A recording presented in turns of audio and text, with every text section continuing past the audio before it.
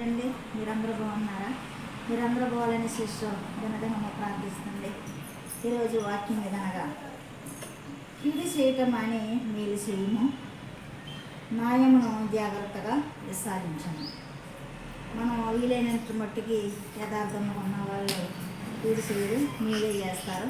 ప్రతి విషయం కూడా న్యాయముగా విసారిస్తారు. అయితే యథార్థవంతుడు మరి భక్తిహీనుకి హేయముగా ఉంటాడు. ఎందుకంటే న్యాయాన్ని విసారిస్తాడు కాబట్టి, మరి మేలు చేస్తాడు కాబట్టి, మరి యథార్థవంతుడు భక్తిహీనునికి హేయుడుగా ఉంటాడు. యథార్థంగా ప్రవర్తించేవాడు రక్షించబడును.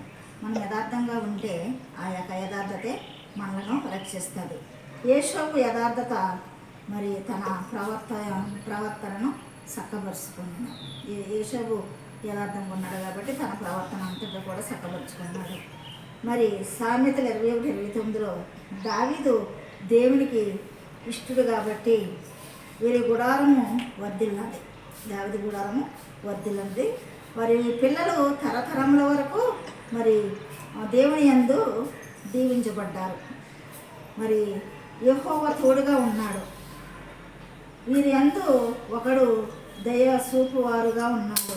యథార్థవంతుల నోరు వీరిని విడిపించును. ఎవరైతే యథార్థంగా మాట్లాడతారో ఆ యథార్థంగా మాట్లాడే వారి నోరును దేవుడు విడిపిస్తాడు.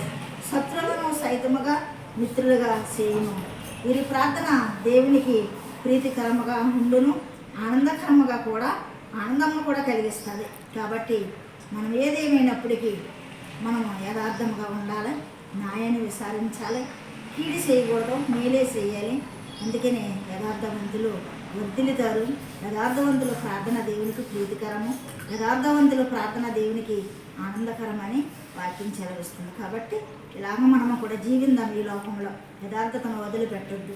ఏదేమైనప్పటికీ యథార్థత మనలను కాపాడుతుంది. కాబట్టి యథార్థవంతులుగా ఉండమని దేవుని వాక్యం చెలవిస్తుంది. ఆ రీతిగానే మనం జీవిందాం. ప్రభు ఈ వాక్యం దీవించుగాక. సబ్స్క్రైబ్ చేయండి, లైక్ కొట్టండి. మీకు అందరికీ వందనాలు. ఆమేన్.